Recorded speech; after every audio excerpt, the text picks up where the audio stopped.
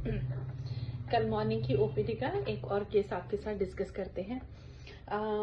He was a young guy, hardly 30-31 years old, और वो बता रहे थे कि मैम मुझे 3 से 4 साल हो गए हैं और मेरे पीछे बैक में हेड की जो बैक है उसमें छोटे छोटे दाने निकलते हैं, वो बहुत पेनफुल हो जाते हैं और ऐसे ऐसे चुभते हैं कांटे की तरह, और उसमें पेन तो होता ही है, इचिंग भी होती है।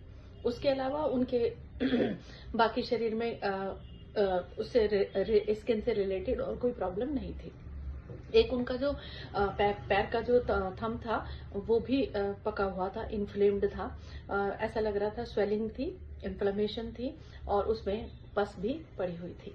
तो वो it seems to be psoriatic जैसा ही लग रहा था, सोराइसिस जैसा ही लग रहा था, क्योंकि वो बहुत सारे स्टेरॉइड्स पे थे तो इसलिए बहुत ज्यादा बढ़ा हुआ नहीं लग रहा था। लेकिन वो कह रहे थे कि मैम जब तक मैं दवाई खाता हूँ तभी तक मैं ठीक रहता हूँ, जैसे ही मैं दवाई छोड़ता हूँ वो फिर से सब भर जाता है। उसी के साथ साथ उन्हें जॉइंट्स में पेन भी था और वो रोमेटिक पेन था। तो दोनों को मिलाकर के जब सारी हिस्ट्री हमने उनकी ली तो वो सोराइटिक अर्थराइटिस था।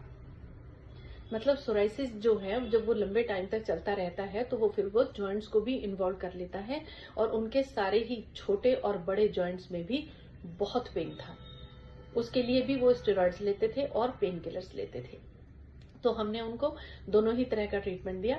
सोराइसिस के लिए हर्बल मेडिसिन दी, साथ में ऑइंटमेंट दिया, दवाई के साथ हमने उनको परहेज बताए और साथ में रोमेटॉइड अर्थराइटिस का भी ट्रीटमेंट उनको देना शुरू किया। उनका जो सीआरपी लेवल था वो भी बढ़ा हुआ था और ईएसआर भी उनका बढ़ा हुआ था because of the inflammation in the body.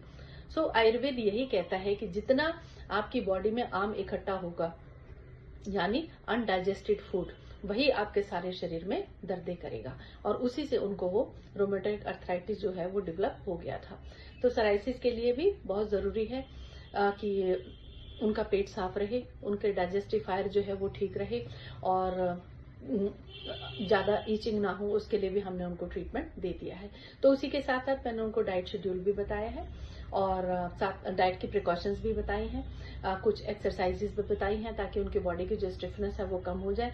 उनको स्ट्रेस को मैनेज करने के लिए मैंने उनको एंटी स्ट्रेस ट्रीटमेंट भी दिया है और बाकी जितने भी प्रॉब्लम उन्होंने बताई उन्हीं के अकॉर्डिंग उनको प्रॉपर ट्रीटमेंट वो करके पूरी प्रॉपर उनके काउंसलिंग करके और उनको ट्रीटमेंट दे दिया है। और मैंने बता दिया है, मैंने कहा बेटा जब तक पूरी तरह से ठीक नहीं हो जाते ट्रीटमेंट को बंद नहीं करना है और कोशिश करो धीरे धीरे धीरे धीरे स्टेरॉइड्स की डोज को कम करने की। जहां तक बहुत जरूरी ना हो आप पेन किलर्स और स्टेरॉइड्स को ना लिया करो, लेकिन इमरजेंसी में जब लेना पड़े तो आप उनको ले भी सकते हो। Happy to help you for all cases of psoriasis, skin related problem plus rheumatic problems also. Thank you.